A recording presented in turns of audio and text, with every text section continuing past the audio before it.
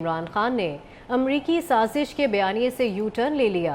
कहते हैं अमरीकी साजिश का मामला खत्म हो चुका, अब अमरीका पर इल्ज़ाम नहीं लगाता। उन्होंने यूक्रेन पर हमले के दौरान रूस का दौरा अपनी गलती करार दे दिया। जी बिल्कुल, इमरान खान ने अमरीकी साजिश के बयानिए से भी यू टर्न ले लिया। कहते हैं अमरीकी साजिश का मामला ख़त्म हो चुका और उन्होंने फाइनेंशियल टाइम्स को इंटरव्यू भी दिया। अब वो कहते हैं कि अमरीकी साजिश का मामला ख़त्म हो चुका, अब अमरीका पर इल्ज़ाम नहीं लगाता। इसी पर बात करेंगे, सीनियर तजज़ियाकार मियां ताहिर साहब हमारे साथ मौजूद हैं। मियां ताहिर साहब, इमरान खान साहब ने मायूस नहीं किया, एक और यू टर्न ले लिया, लेकिन चलें, अच्छी बात है कि जो हम कहते थे, सब कहते थे कि किसी मुल्क के साथ ताल्लुकात ख़राब नहीं करने चाहिए, शायद इमरान खान साहब को भी इसका एहसास हो गया, या फिर वो मुस्तकबिल की प्लानिंग कर रहे हैं। देखें जी, अच्छी बात तो नहीं है, इसलिए कि अच्छी बात तो तब होगी कि जब वो अभी एलानिया कहेंगे कि मेरा ये जो हकीकी आज़ादी वाला मार्च है या हकीकी आज़ादी ये मैं अब वापस लेता हूँ, लोगों के पास आज़ादी है। वरना तो ये इनका मार्च जो है वो असली तौर पे उसकी तो बुनियाद से ही निकल गई हर चीज़। एक अफसाना गढ़ा, फिर उस पर बयानिया बनाया, अदम एतमाद को अमेरिका की साजिश करार दिया, खुद को हीरो साबित करने के लिए, अमेरिका के मुकाबले में हीरो साबित करने के लिए एड़ी चोटी का जोर लगाया। जुल्फ़िकार अली भुट्टो की नकल करने की कोशिश की, नाकाम नकल करने की कोशिश की, जाली नकल करने की कोशिश की, और अदम एतमाद का वोट कौमी असम्बली से इसी बना पे रद्द करवाया गया। कौमी असम्बली तोड़ी, यानी कि आइन को तोड़ा, और उसमें सदर ममलकत को भी शामिल किया, उन्होंने भी आइन को तोड़ा। उसमें जो स्पीकर, डिप्टी स्पीकर और स्पीकर भी शामिल हुआ जिन्होंने ये अदम एतमाद की तहरीक को फारिग किया था, और इसी बयानिए पे किया था कि एक जी खत आया है, वो उस खत के तहत मेरे खिलाफ साजिश हो गई है, और इस बयानिए पे फिर इस्तीफे दिए, अदारों पे गद्दारी और अमरीकी गुलामी के इल्जाम लगाए, मीर जाफर, मीर सादक, यजीद और पता नहीं क्या क्या कह दिया, खारजा तल्लुकात को पाकिस्तान को नुकसान पहुंचाया, ये सब कुछ कर लिया। और उसके बाद ये कि ये इम्पोर्टेड हुकूमत है। भाई आज इम्पोर्टेड हुकूमत नहीं है क्या?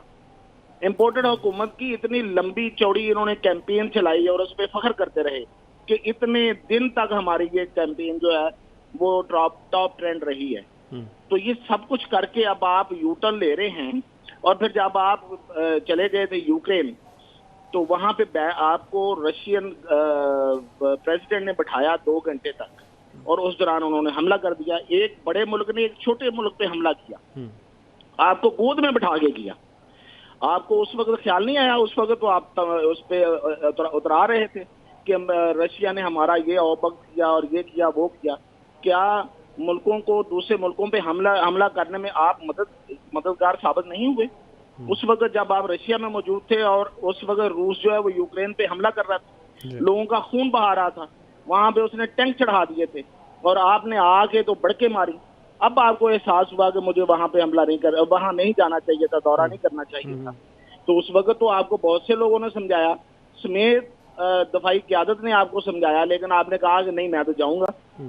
आप गए, और अब आप आके एक हाइप और एक बुखार में मुब्तला करके इस कौम को अब आप यू टर्न ले रहे हैं। तो यू टर्न इनका देखेंगे, कोई पहला यू टर्न तो नहीं है, और भी बड़े यू टर्न इन्होंने लिए हैं, लेकिन ये वाला यू टर्न जो है वो इनको फिर पूरा लेना चाहिए।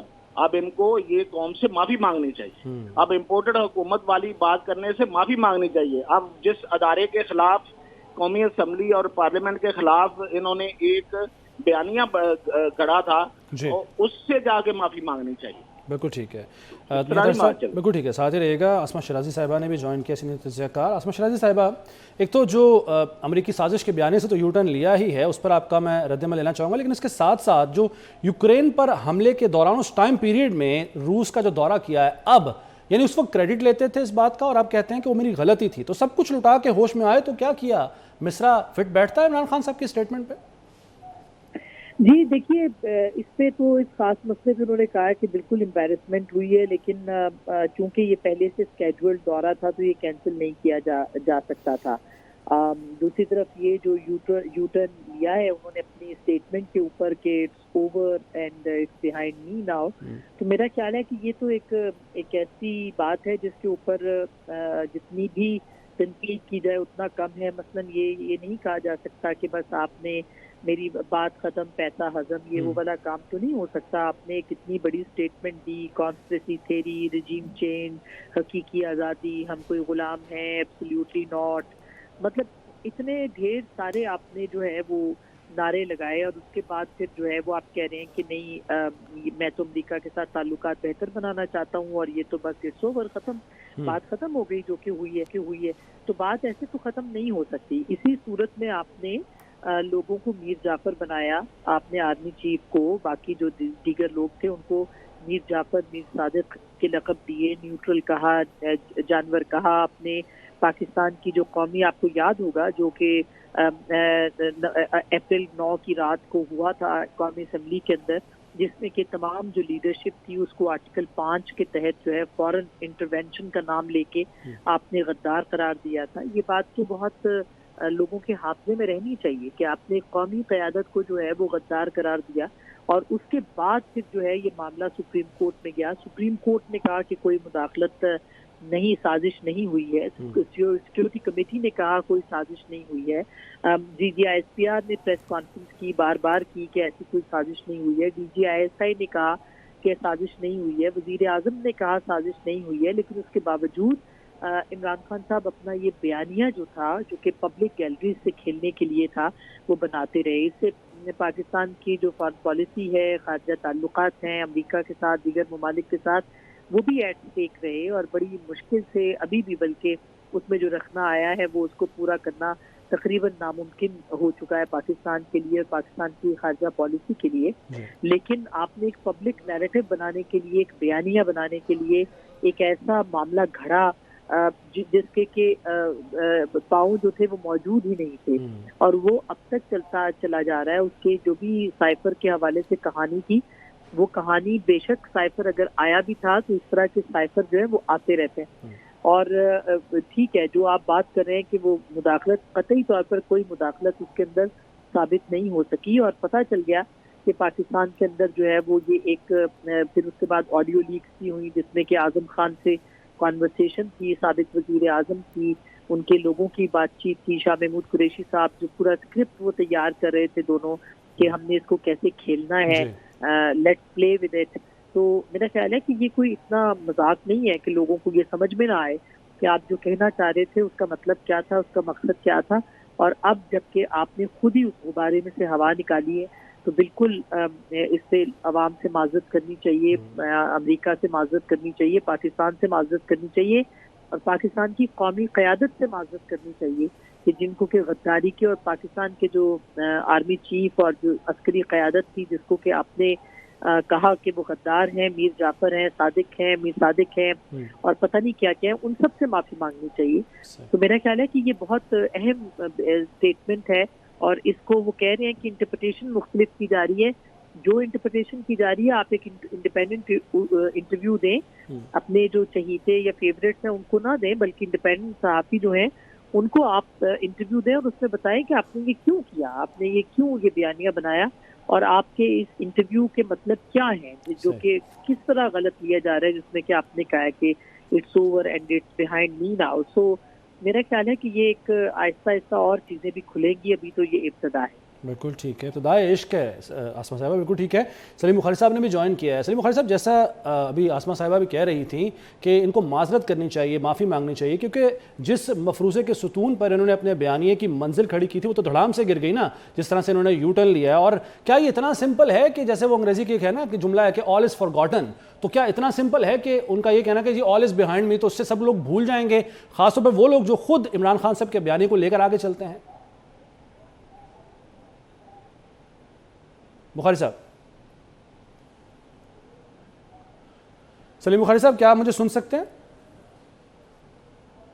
چلیں جی، بخاری صاحب سے بھی دوبارہ رابطہ کرتے ہیں. اور آسمہ شرازی صاحبہ بھی ہمارے ساتھ، امیر طاہر صاحب بھی ساتھ ہیں، جو عمران خان صاحب نے فائنینشیل ٹائمز سے بات کی ہے. اب اس پر یہ بھی ہمارے تجزیہ کار جو ہمارے ساتھ معزز موجود ہیں، ان کا یہ کہنا ہے کہ اس کو ایک باقاعدہ کہ انٹرویو دینا چاہیے، بتانا چاہیے عمران خان صاحب کو کہ کس چیز سے وہ اب پیچھے ہٹ رہے ہیں. اپنے وہ بیانیہ جو انہوں نے کھڑا کیا تھا، خاص طور پر وہ کہتے تھے کہ امریکہ کی میرے خلاف سازش تھی جس کا حصہ بنی یہاں کی گورنمنٹ، یہاں کے لوگ، اور اب کہتے ہیں کہ امریکہ پر الزام نہ تھا. امریکی سازش کا معاملہ ختم ہو چکا. چکا. اس کے ساتھ ساتھ انہوں نے یوکرین پر حملے کے دوران جو روس کا دورہ کیا تھا اس کو بھی اپنی غلطی قرار دیا ہے. لیکن معاملہ اتنا سیدھا سادہ ہے نہیں. جس طرح سے اپنا انہوں نے بیانیہ نہ صرف پیدا کیا اور اس کے بعد اس کو لے کے چلے اور اس کے بعد ان کے جو فالوورز ہیں وہ بھی اس کو ساتھ لے کے چلے. تو بخاری صاحب، سلیم بخاری صاحب میرے ساتھ موجود ہیں.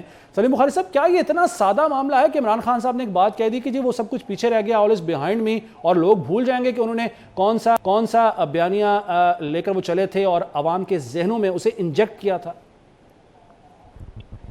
بہت شکریہ آپ کا. پہلی بات تو یہ ہے کہ عمران خان صاحب جو ہیں وہ اپنے منہ سے یہ کہتے رہتے ہیں کہ یو ٹرن لینا جو ہے یہ بڑے لیڈروں کا کمال ہے. یہ بھول جاتے ہیں وہ کہ اگر کوئی بھی شخص جھوٹ بولے اور ڈٹائی سے جھوٹ بولے تو اس کے اوپر معاشرہ جو ہے وہ لان تان کرتا ہے. یہ لیڈر کی کوالٹی کہاں سے ایجاد کی ہے انہوں نے؟ کون سی اسلامی ریاست میں اور ریاست مدینہ میں یہ ہوتا تھا کہ ایک لیڈر جو ہے جو قوم کو لیڈ کر رہا ہے دھڑ جھوٹ بولے پھر اس کے بعد اپنے کہے سے پھر جائے؟ یہ کہاں سے خوبی ہو گئی اس اسلامی نظریے کے تحت؟ ہماری یہ سمجھ میں نہیں آیا. اور اب پچھلے 7 مہینے سے جو انہوں نے پوری قوم کو یرغمال بنایا ہوا تھا اس سائفر کے بیانیے کے اوپر، اب وہ کہتے ہیں یہ تو ماضی کا قصہ پارینہ ہے اور یہ کہ مجھ سے غلطی ہو گئی تھی، میں ماسکو گیا تھا. آپ نے تو ساری بنیاد ہی گڑی تھی اس پر چونکہ میں ماسکو چلا گیا تھا لہٰذا امریکہ کو یہ قابل قبول نہیں تھا. نہ ہم غلام ہیں کہ نعرے مارتے رہے وہ اور پوری قوم کو بیوقوف بنا کے آج انتہائی یعنی ڈٹائی سے وہ یہ کہہ رہے ہیں کہ جناب چھوڑیں اس کی، یہ تو کوئی بات ہی نہیں ہے. تو میرے خیال سے 2-3 طریقے سے اس کو دیکھا جا سکتا ہے. ایک تو یہ کہ چونکہ پوری قوم کے خارجہ تعلقات کو اسٹیک پہ ڈالا انہوں نے، ایک سپر پاور کے ساتھ محاذ جنگ کی صورتحال کریٹ کی انہوں نے، تو یہ تو بالکل ایک طرح سے میں سمجھتا ہوں ہائی ٹریژن ہے. دوسری طرف یہ کہ آفیشیل ایکٹ جو ہوتا ہے سیکرٹ ایکٹ جس کے تحت اس قسم کی باتیں کبھی منظر عام پر پبلک میں نہیں لائی جاتی، نہ ماضی میں اس کی کوئی مثال ہمیں ملتی ہے.